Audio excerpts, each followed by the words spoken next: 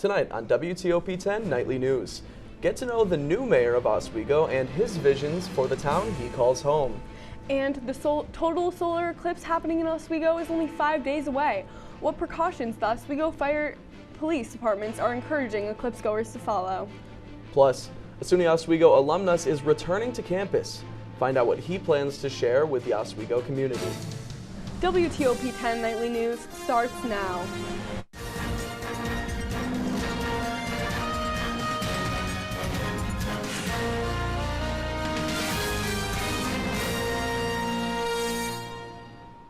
Good evening and thank you for joining us. I'm Riley Jones. And I'm Menorah Bullough. Quest, SUNY Oswego's annual celebration of scholarly and creative activities, will bring a day filled with learning on Wednesday, April 17th. Presenters such as SUNY Oswego alumnus Henri Houston will be lined up to talk about their experiences, projects, and more. Houston says his presentation will be about artificial intelligence and its evolution since the start of his career, called From 2000 to the AI-Based Renaissance.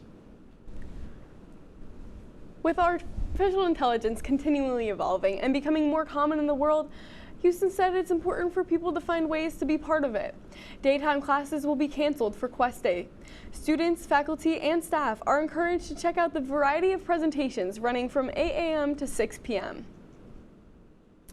With Monday's solar eclipse quickly approaching, Oswego police and fire departments would like to remind everyone to make sure they are prepared and safe for the event.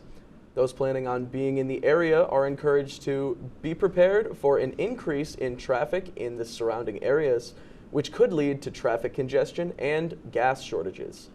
Make sure to use approved eclipse glasses to avoid damage to your eyes, and utilize designated viewing sites like Brightbeck Park, Fort Ontario, and SUNY Oswego. Summer courses for SUNY Oswego are now open for registration. With over 350 classes designed for graduate and undergraduate students, students can earn up to 15 credits, serving a great opportunity for students to make progress in their degrees. Courses begin May 20th and run until August 9th. The Alumni Sharing Knowledge program at SUNY Oswego allows current students to reach out to alumni mentors who match their interests. Students can fill out a mentee application and be provided with connections to Oswego alumni from a range of backgrounds. Ask coordinators will help make the first connection with mentors and then allow mentees to engage one-on-one. If you are interested in finding a mentor of your own, visit the SUNY Oswego website for more information. Oswego recruits volunteers for its Laps for Lakers event. Hosted on May 1st from 10 a.m. to 4 p.m., participants will run or walk laps in the academic quad in honor of sexual and interpersonal violence prevention.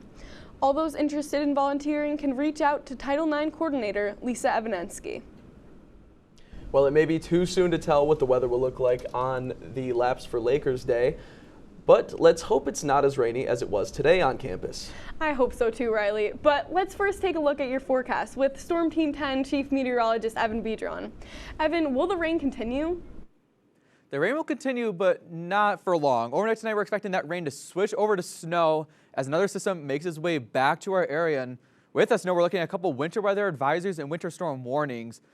Preferably east of Lake Ontario, need Watertown, Lewis, Jefferson, and St. Lawrence counties, south near Oneida counties, all in the winter weather advisories. Areas more east in the upper train of the Adirondacks can see themselves in a winter storm warning, but further west near Buffalo and Rochester, those are in flood watches. And along with that, even south of the Finger Lakes near Cortland and Tompkins counties also in flood watches. So they're going to see more in the way of rain than snow, but areas east of Lake Ontario can definitely see from anywhere from 40 inches even to a foot of snow. More of my full forecast coming up after the break, but first, back to you guys at the desk. Thank you, Evan. Oswego Mayor Rob Corradino was recently elected into the position. But what do we know about Corradino? In a recent interview, Corradino said he has lived in Oswego for his entire life. He worked on the Oswego City Council for 8 years, serving as the council president for 6.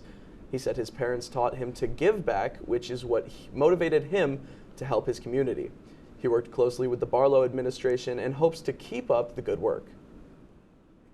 Turning to state news, after a dozen reported incidents and 6 arrests pertaining to a reoccurring pattern of the New York City women attacked, the alleged prosecutor Skibuki Storka will be charged. A video released by the NYPD shows Storka punching an unprovoked woman in McDonald's, giving her a broken nose. The judge presiding over Donald Trump's upcoming criminal trial in New York has refused to delay it. The former president's legal team has filed a motion to delay his hush money case until the Supreme Court rules on his presidential immunity claim. But Judge Juan Merchan denied that motion, saying Trump's lawyers should have filed it months ago and not waited until March. This is a case related to payments made to an adult film star, Daniels, during the 2016 election. As of now, it's stated to begin April 15th. Still ahead tonight, a deadly storm moves across the United States. The damages. Plus, how a group of SUNY Oswego broadcasting, journalism, and public relation majors are doing their part to spread the word about the upcoming total eclipse.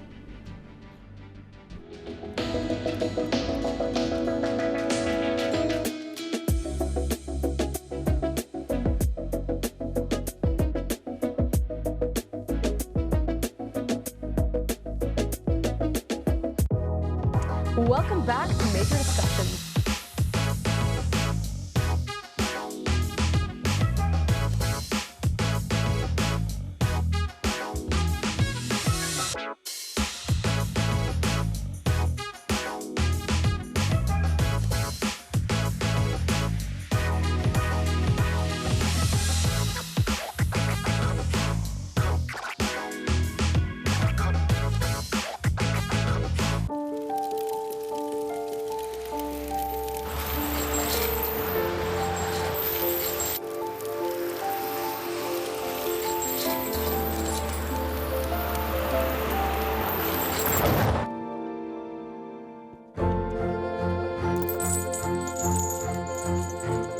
Did you know dragging chains can spark a wildfire?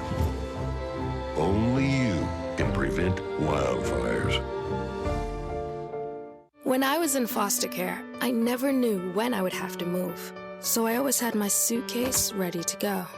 Then one day, I was adopted. My new parents opened their hearts and home to me. My parents cook my favorite breakfast for me every morning. My parents take me on trips I never thought I would go on. They gave me a home and an even better reason to use that suitcase. My parents aren't perfect, but they're perfect for me. Hey there, I'm Al Roker, class of 76. Yes, way back in 76. Back when the earth was cooling. You're watching WTOP.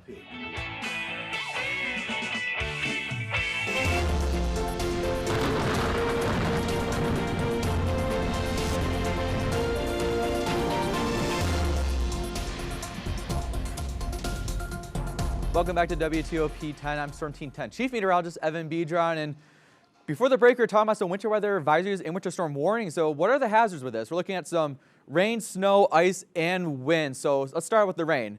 Rain expected to end near Friday, but that's because snow is going to take over the forecast throughout the rest of the week into the weekend, tapering off on Saturday.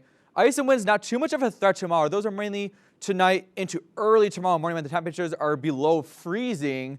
And so looking at the temperatures right now, a lot of the temperatures in the upper 30s, some areas maybe near those mid 30s, but out west, you notice temperatures still above 40 near Buffalo, and that's where the majority of the rain is going to be. But areas east, like near Delhi, where temperatures are getting close to that freezing mark, that is where the majority of the snow is going to be tonight, overnight tonight, tomorrow morning. And so looking at tonight's forecast here in Oswego, snowy and blustery, easterly winds 14 to 18 miles an hour. So there is going to be a bit of a wind. So take that 33 and maybe downgrade it to upper 20s. Along with that snow, it is going to be very, very cold tonight. So tomorrow, we're looking at snow to start your day at 9 a.m. Temperatures in upper 30s. Going towards noontime, snow to start switching over to snow showers. 3 p.m., many people are starting to get out of class, getting ready to go home from work. Rain and snow showers are expected as temperatures are still in those upper 30s, but as you go throughout the rest of your day into nighttime past sunset, temperatures start decreasing back below the mid 30s with snow coming back to our area. And so what are we looking at with snowfall tonight into tomorrow morning? Trace to 2 inches Oswego westwards near Rochester, and the area south of the Finger Lakes towards Utica, 2 to 4 inches. But as you get towards the upper elevations, down towards southeast of Syracuse and the Tug Hill eastward, 4 to 8 inches, and then upper terrain of the Adirondacks, you can see anywhere from 8 to 12 inches. And so what are we looking at? Why is this happening? This is the main low we're looking at, but notice on the coast, there's a secondary low, and that's going to take over that primary low into Friday. And this was to be the driving force of a lot of our unsettled weather throughout the rest of your week into the weekend. And many of you are probably saying, oh, there's this mild temperatures down to our south. That's going to make our way back to our area. So say goodbye to those cold temperatures as high pressure makes its way north of us and starts dominating much of our weather pattern. Looking at our 6 to 10 day temperature outlook, we're in that darker shade of red. So we are trending warmer. We're finally getting back to the spring-like temperatures in the early parts of April. And Monday, that's the big question mark for a lot of people. What's the forecast to be looking at?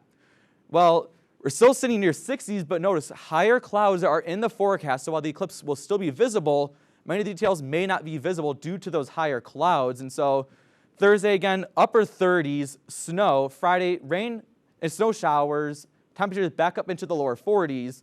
Saturday, warming back up to in the mid-40s. Few showers starting to taper off early in the morning. Ending out your week back into the lower 50s. Finally nicer. Eclipse day near 60. Lows in the upper 30s. And going through midweek next week, temperatures back into the 60s. Chance of a shower on Tuesday, but by Wednesday, we're looking at a mix of sun and clouds. Again, temperatures back into those lower 60s. That's all for my forecast. Now back to you guys at the desk. Thanks, Evan. The total solar eclipse is only 5 days away, and SUNY Oswego students are using it as a once-in-a-lifetime learning opportunity. CAM 490 Covering the Eclipse is a class dedicated to creating special event coverage focused on the April 8th total solar eclipse.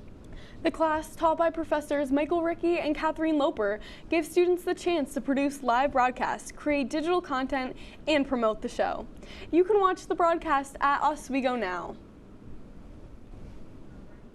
If you just can't wait until Monday, SUNY Oswego is hosting a slew of events on April 6th as a part of a STEM Community Day.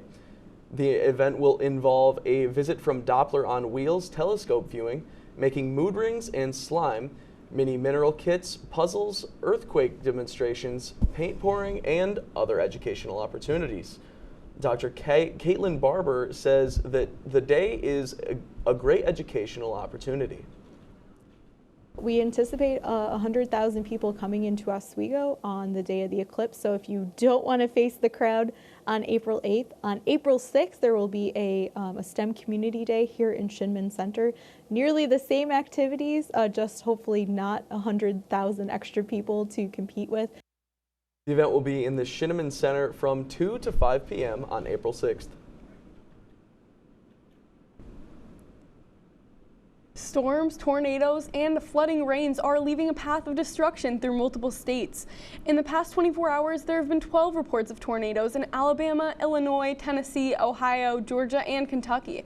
Some counties even had wind speeds up to 110 miles an hour.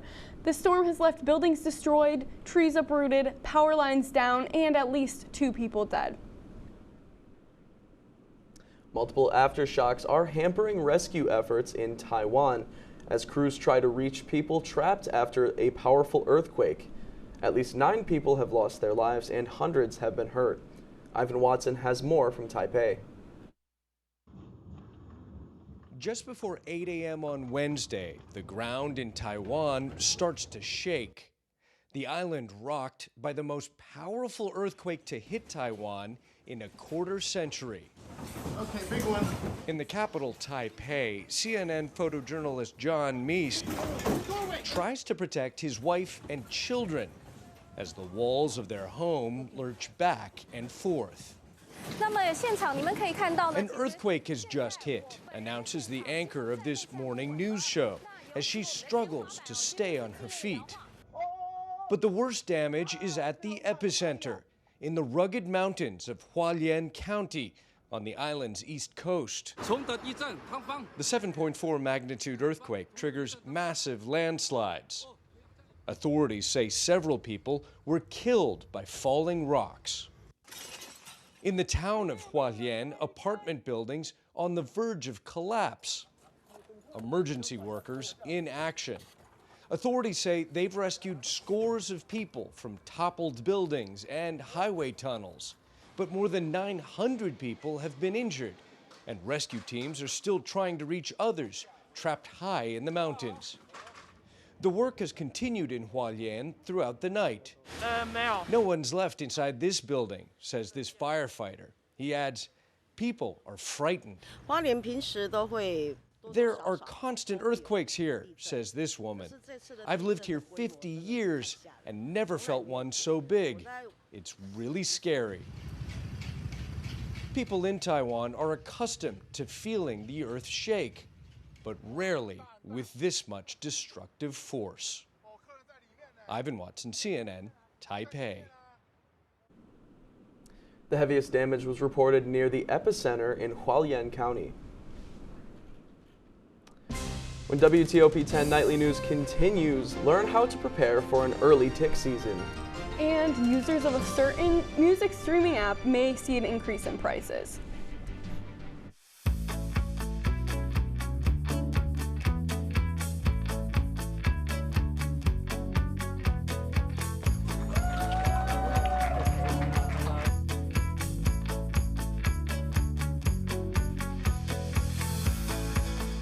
Jill told me it was Kitty from Glee. Yeah, what is it? Al Roker.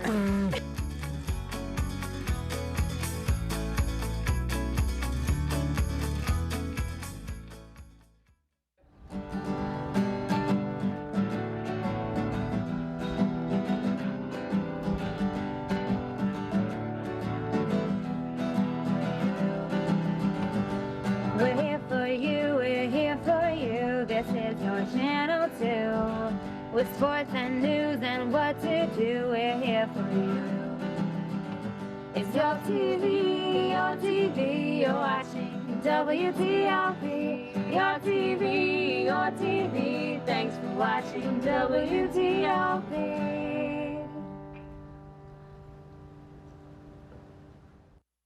What's going on? Yeah, we go on at like 11:30. It's like No. What do you mean no? It's 10:30. 10:30? Yeah, it's 10:30. What do you mean it's 10:30? Hey, don't touch that. That's my ladder. Hey, man. Whoa. You know this book was already discounted 10%? Wow. Wow. Get a close up with that one. Matthew, Look at that. Can we go back inside? I want to sleep in the studio again.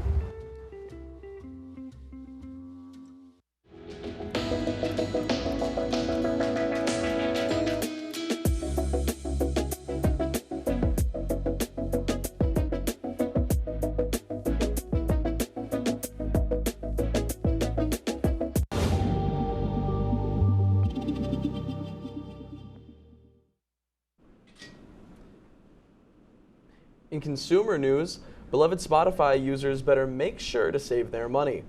In a recent Bloomberg report, it says Spotify has plans to increase prices in the U.S. Individual plans are expected to go up about $1 per month, and family plans should expect a jump of $2. The price increase is expected to go into effect later this year. They're mistakenly thought to be insects, but ticks are actually arachnids, a relative of spiders, and they can transmit dangerous diseases to humans. That's why you want to avoid getting bitten. But these creatures are already out, earlier than usual. In today's Health Minute, Mandy Gaither has more on what to expect for the 2024 tick season and how to stay protected. In the U.S., tick season usually peaks between May and July and then again in the fall. But it's April and the creatures are already out. They are hungry, so they are looking for their first meal of the year, and they do pose that risk of transmitting infection. Dr. Bobby Pritt with Mayo Clinic says you can help prevent tick bites. Check your body often, especially after being outdoors. Wear long sleeves and pants and tuck those pants into socks, giving ticks less skin they can bite. And make sure to wear bug spray. Usually we look for tick repellents that have at least 30% DEET. But there are other chemicals, picaridin, is a very good repellent. If you do get bitten, Pritt says to not panic. Remove the tick as quickly as possible. The best way to do that is with tweezers that you can use close to the skin, as close as possible. Grasp the head of the tick as it's going into the skin and just pull it out in a slow, continuous motion. taking care to not squeeze the tick or breaking off the mouth parts if you can help it. Pritt says if you live in an area where Lyme disease is present and find a swollen tick attached to your skin, consider seeing a doctor, especially if it's been attached for 36 hours or more. Your doctor can prescribe antibiotics to prevent Lyme disease. And be aware of the symptoms of Lyme disease, including fever, body aches and pains, upset stomach, severe headache, and fatigue. For Health Minute, I'm Mandy Gaither. Dr. Pritt says to avoid home remedies that could make matters worse, including smothering the tick with Vaseline or using a match. She says this will irritate the skin and the tick and potentially increase risk of infection. And a big name for the Buffalo Bills is being shipped down south. Matt Shermita has more in the Blockbuster deal, right, Matt?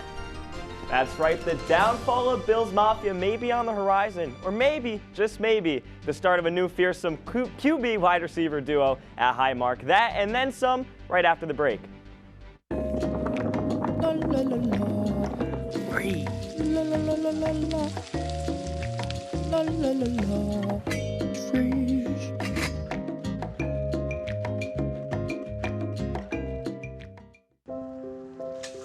I want to eat apples and bananas.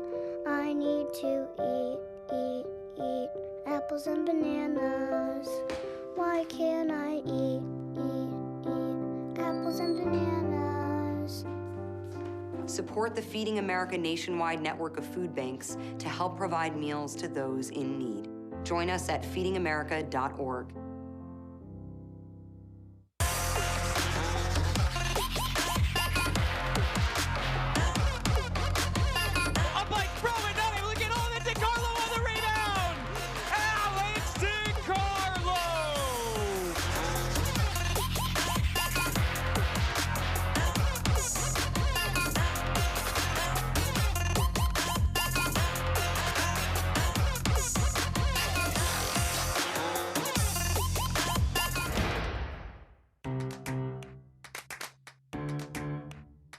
We'll deep dive into our feelings in our Real Talk segment. Stay tuned because it's about to get real.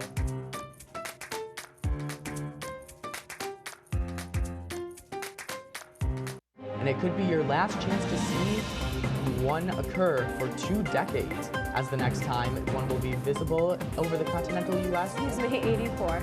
Yarrow told police in the hospital that he had pressed the doorbell and waited. They mix with oxygen and nitrogen. They become briefly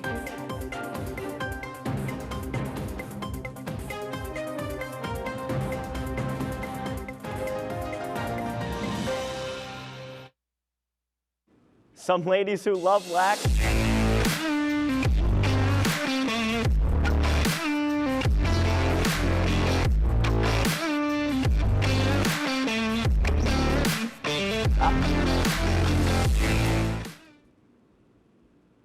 Hey, long time no see. Some ladies who love lax, a blockbuster NFL deal, and some baseball. I'm Matt Sharamita, covering all the bases on your Wednesday night sports report. We're going to start off in Fulton. The West Genesee girls lacrosse team, they started off their season firing out the gates, a 19-5 victory over the Fulton Red Dragons. West Genny's Molly Duran and Mia Gialto scoring 4 apiece, and Ashley Blanding pulling the strings last night with 3 goals and 3 assists. Fulton's D1 commit Anna Bednar shut down offensively, only netting 1 goal. The Red Dragons, they'll have to tighten up things defensively, as 0 saves in this game will only cause more problems when they take on Jamesville DeWitt tomorrow night.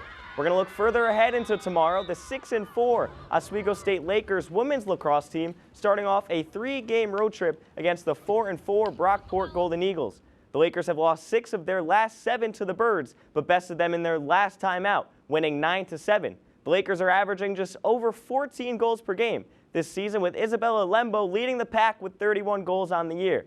These 2 conference opponents face off tomorrow at 4 p.m.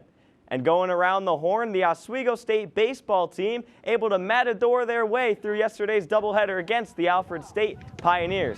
T-Shawn Featherstone walked things off for the Lakers in a close-knit 5-4 Game 1 win and some all-around dominance in an 11-1 Game 2 victory. Owen Parliament led the day at the plate with 3 hits, 3 RBIs, and a long ball to cap off his day. The Lakers improved to 9-8 as they start a 3-game road series against the Plattsburgh State Cardinals this weekend starting on Friday.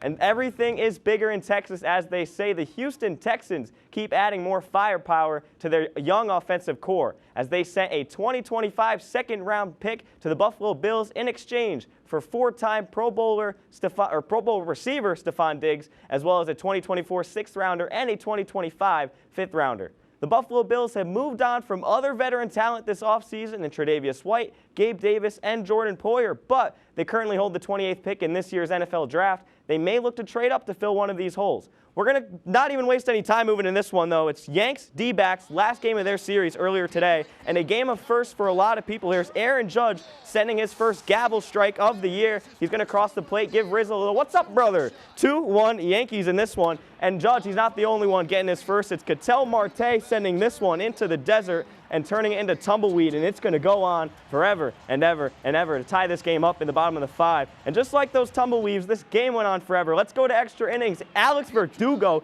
good afternoon, good evening, and good night. He also rips his first homer of the year. That's 3 players in this game getting their first homer on the year. But for the Yankees fans, when Clay Holmes comes in, heart attack rates rise all across the state. But get this, 4.1 innings pitched. He still has 0 earned runs. An error and a wild pitch was how the D-backs were able to tie it and crawl back into this one on the chopper here from Corbin Carroll. And speaking of first, that's his first RBI on the year. This extra inning's full of blunders, though, as the Yankees took the lead on a balk, and then, oh, captain, my captain, it's Aaron Judge putting the Yankees up by 2. A line drive into right center. Caleb Ferguson coming in to shut him down, shut him down. The Yankees, their public enemy number 1, as they move to 6-1 with a 6-5 final, and they keep finding ways to win.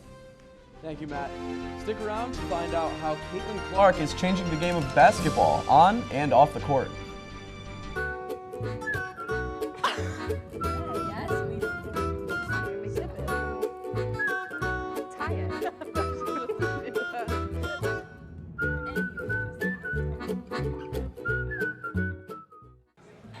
Put the keys down, Kevin. But I'm gonna drive home. There are several warning signs present that you shouldn't be driving. I guess I have really been looking for love in this dating app. Yep, I'm definitely gonna call a ride home.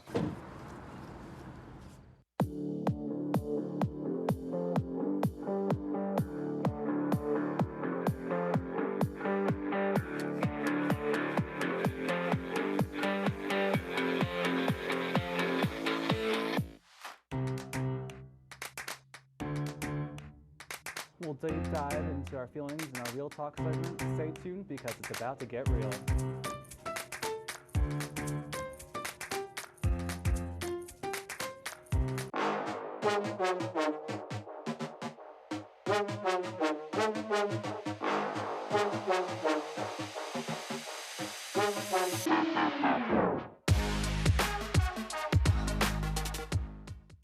What's going on? Yeah, dude, we go on at like 11:30. It's like, No. what do you mean no? It's 10:30. 10:30? Matt, it's 10:30. What do you mean it's 10:30? Hey, don't touch that. That's my ladder. Hey, man. Whoa. You know this book was already discounted 10%? Wow. Get a close-up of that one. Matthew, news. Look at that. Can we go back inside? I want to sleep in the studio again.